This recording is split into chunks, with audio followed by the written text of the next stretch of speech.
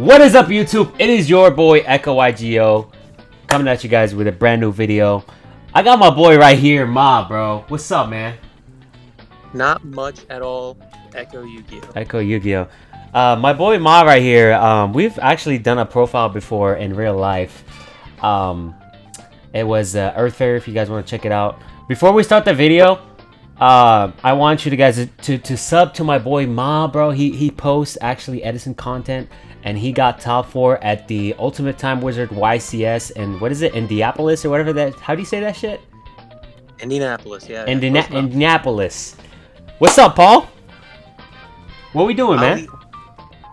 I'm good. How are you? I'm just kind of flabbergasted. Gladiator Beast got 4th at the YCS. So can you walk me through why did you pick this deck? Well, let me tell you this. One, a lot of people downplay Gladiator Beast. You see it from all the YouTubers, all the known players. They always say Gladiator Beast is not a real deck. It's not good. And I'm not going to say I was out to prove anyone wrong. Not the case at all. But what I found was through months of testing, I've been playing this pretty hardcore, I guess, since February. Oh, I've been seeing you play this since last year. Technically. Well, I haven't really started since February. And I got it from Murray and then Jake Matter. Oh, Murray? Bro, shout out my boy Murray, bro. That's a great guy. Yeah, shout out to those two. And Jake helped me out a lot with some of the siding strategies and whatnot. And ultimately, I decided to kind of deviate away from the build that they were running. And actually, Jake is using a build that's a little bit closer to what this is. Not exactly the same, but I think we're like only 4 cards different at this point.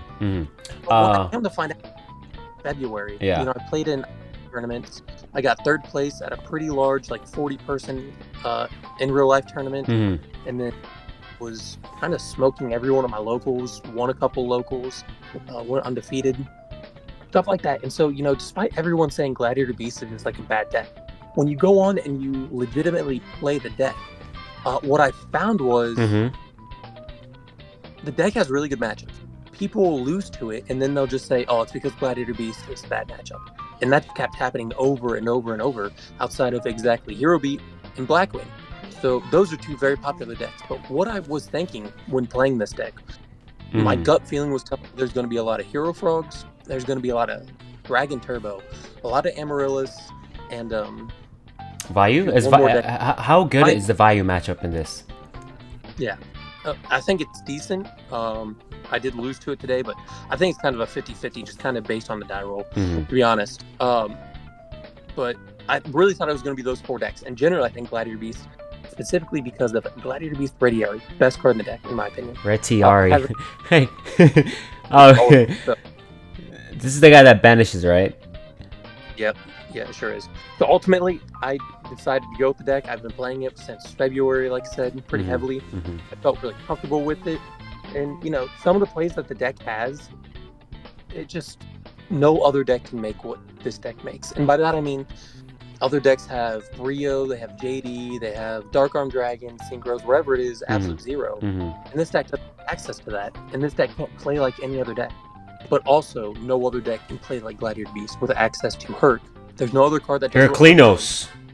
Yeah, and then Gyzaris. There's no other deck that has the access to their boss monster that Gladiator Beast have to Gyzaris. And for example, I think it happened in at least 2-3 matches, not games, but within the matches. Throughout the weekend, I got one guy got 3 Gyzaris off on. Wow. Like turn after turn. Because, you know, I already had it Best Here in Grave, and then I drew it, and I drew Prisma like the next turn. It's Gyzaris. At one point, I had to put like 2 Gyzaris and a Heraclinos, right? So, no deck can do what Gladiator Beast can do, but Gladiator Beast can't do what other decks can do. So it's kind of a give and take. Okay, so but I think going off of what you said, right? Since you don't have access to, you know, Dark Arm Dragon, Miracle Fusion, you know, all these technically Saki bosses, do you think this deck is considered rogue? You know, I don't like using that the term title. The slur. Rogue. Yeah, right. Well, if you look at the Edison format Discord, they kind of have it broken up into, I guess, like a weird way. I don't know how to describe it, but then it's like the top 10%, whatever that means, I think. I usually don't listen to that. Whoever made that shit is tweaking. They say like, Yeah, oh, the top 10%, blah blah blah. the point, you look at what's below it, you have the proven decks. Gladiator Beasts have fallen into that, and people still make fun of it. But it looks since like February, Gladiator Beasts have either won or topped basically what seems to be every online major event, or they've had a significant amount, or they've been doing really well in real life. So, when you compare it to other decks that are in that same tab, such as, zombies, right? Zombies, I think Gladiator Beasts have either won or topped more than zombies. Shout out same thing for a to lot of- Beast Mode. Beast Mode is a great badge. Beast Mode, post that video of us play if you ever get a chance. Oh, Beast Mode, if you're listening, bro. But it kind of just comes down to, is it rogue? I guess based on the fact that you might see event, but based on how much it's been topping and from what I've seen, I would say no. If you're not preparing for, I think you're probably doing yourself a disservice. Maybe not like your side card and your choices of what to play, but knowing how to play against the deck and what the cards actually do, which was probably a big advantage that I have, is players just generally don't know. Even though it's 2024, they don't know what the cards do. They'll set a monster, Wow. like, oh man, you have Murmillo, I can't set this monster. Yeah, that's right, don't set anything because I have Murmillo, but Murmillo only hits face-ups. They don't know that. So definitely just an advantage of players being unaware of what Yu-Gi-Oh cards do. Oh, okay. So let me talk about the weird tech you're using in this deck. So what do you think is like a non-conventional card right now that's in this deck right now? So far, I'm looking at this card and I'm like, what the hell? What's the point of this? If I'm going through the monsters, it's tough to say what's very conventional. A lot of the more winning decks, I suppose, have been on like only one Sand Knight. Some of them don't even use Rescue Cat, but I guess what's unconventional at this point is probably using double Sand Knight, the Sangan, the Reaper, and the Gores. I would say out of the monster lineup, those four are going to be the anomalies within the monster lineup. The second Sand Knight, sometimes you just go Rescue Cat and you want to go double Sand Knight. I didn't have that happen. I have had it, especially if you know that you have Starlight Road set and you're kind of telegraphing maybe they have bottomless. You want to go into double, or if you just hard draw one or one's gone or whatever. For me, I sided out Sand Knight matchup. I drew Cat and I thought, dang, I really need that second Sand Knight deck. I lost specifically because of that, but yeah. So I really enjoyed the second Sand Knight. Didn't have a problem with it. The Sangan. So I'm on 40 cards, and a lot of Gladiator Beast decks that you'll see are on 41, 42, maybe even 43 cards because they want to dilute the number of Gladiator Beast cards that they draw early game down to 1, maybe 2 per hand. I was on 40 because my idea here was I want Sangan to be my second Rescue Cat, second Bestiari, or fourth Test Tiger. I just wanted to get those cards as fast as I possibly could get to those cards. So that's why I opted for a Sangan and a 40 card build. And then Reaper I kind of threw in there. The idea of Reaper is, one, it's a great wall, undeniably, right? We all recognize a card that can just be really tough to get through for some decks. Like I said, for those 4 decks I mentioned, I had a very irrational fear that Dragon Turbo was going to be very popular today. So, for example, I have the double Wabku and triple Crow on the side. Yeah. The Reaper was like a concession to, I think, Dragon Turbo could be huge. And it just kind of locks out the entire deck. It just kind of stops them. If I get it early, it gives me a chance to just like sit back and collect myself for a turn or two. Good, I need it if it comes down to that. Okay. And then that 1-for-1, the ability to 1-for-1 a Torrent, Mirror Force, Deep Prison, or just get like a random Book of Moon is crucial. It's significant. It's very huge. But then if they don't have that and you do get the card out of their hand, I don't know if there's a deck that can better capitalize on having a better card advantage compared to your opponent than Gladiator Beast can. Especially something like Secutor, which gets you a plus on attack. So having Reaper do those things I already talked about, but then additionally, just the opportunity to get a card out of their hand was pretty huge. Something I did learn this weekend is that Reaper is not on damage. It's only from direct attack. Yeah. That was news to me. Yeah, I always thought if you inflict damage to your opponent, they rip a card. But I think I did that once in Go format, and one of my opponents was like, dude, it has to be a direct attack. You can't just rip a card from my hand because you inflicted damage. Exactly. Yeah. So. And then the last card best choice is Gores. Gores is typically omitted from Gladiator Beast deck, specifically if you get stuck on Starlight Road, Call the Haunted, or Chariot. But if other decks can run their Whirlwinds, their Royal Oppressions, their whatever continuous traps, whatever it is, it's also run Gores, there's no reason Gladiator Beast can't.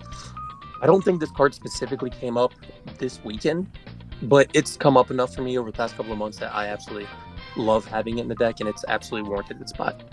Okay. Saved you because, again, Gladiator Beasts, they're strong on field, but they have very weak points that, say you get rid of Gladiator Beast and then Chariot becomes dead, or vice versa, you get rid of Chariot, but there's still like a weak Gladiator Beast, be it like Ready Airy or whatever on board.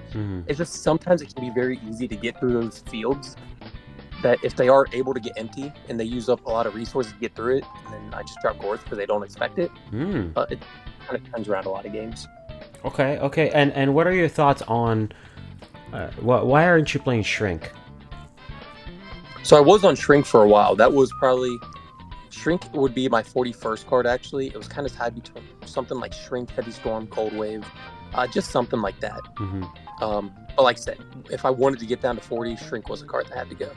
Oh, I just realized you don't even play Heavy Storm.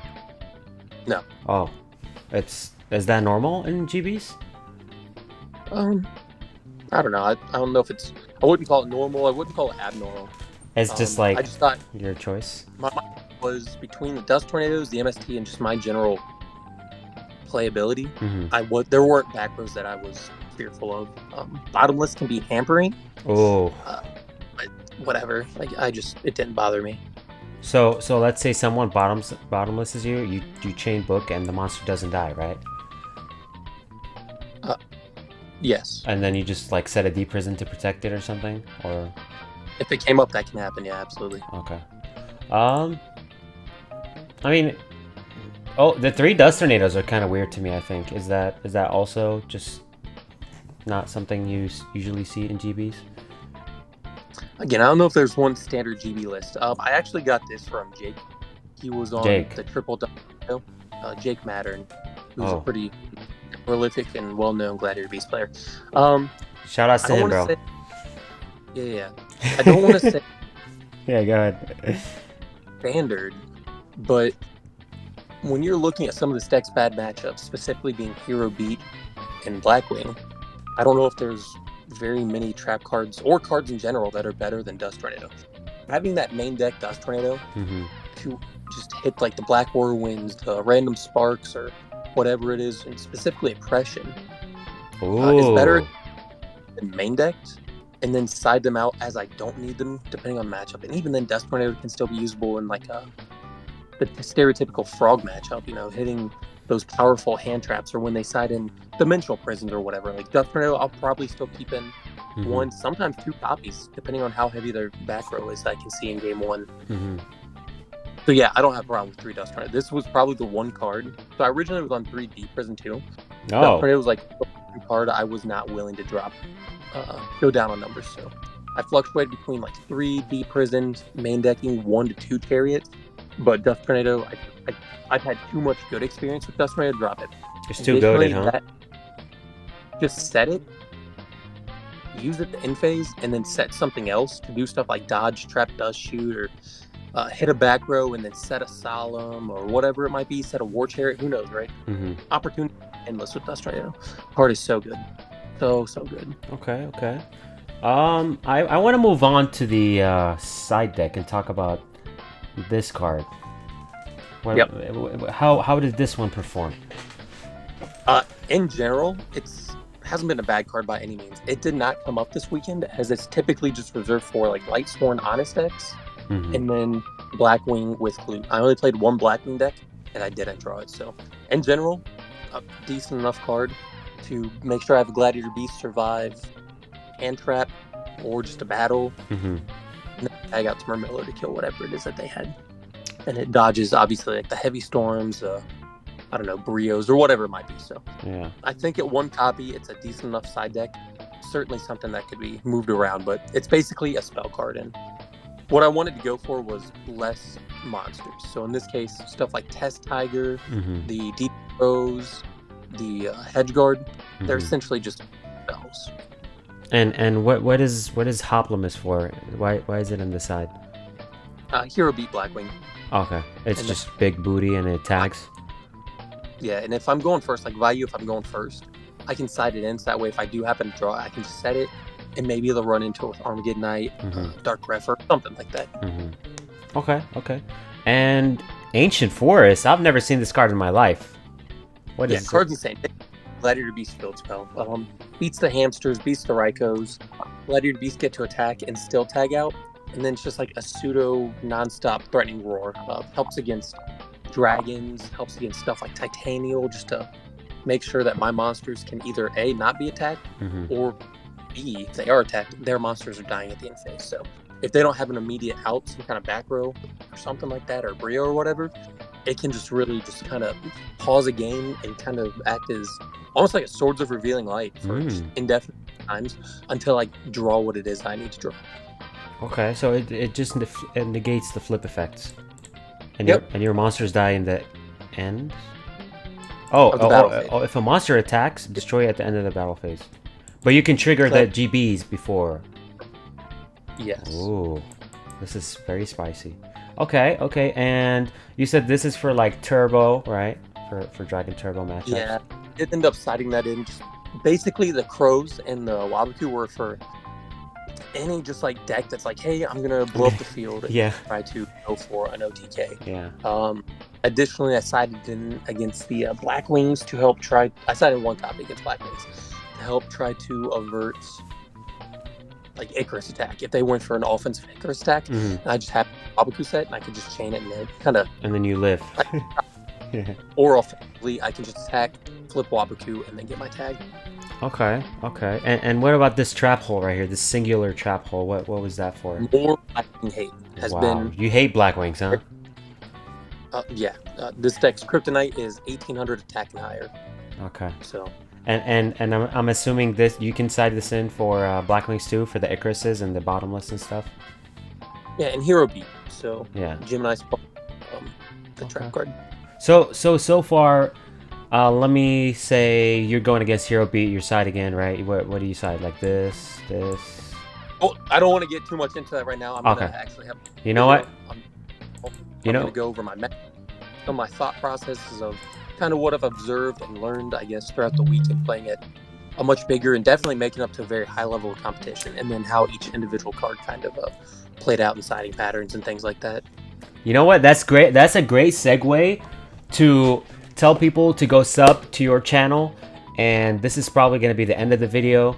Paul, my boy right here, I've been knowing him for a while. We used to play a lot in San Diego, good times. But you know, he moved, and you know that's fine. But I'm really happy to see him actually do well, especially in like a higher competition level like this.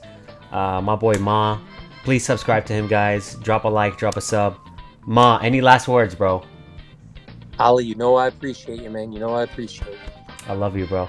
Thank you guys so much for watching. It's been your boy, echo-YGO, signing out.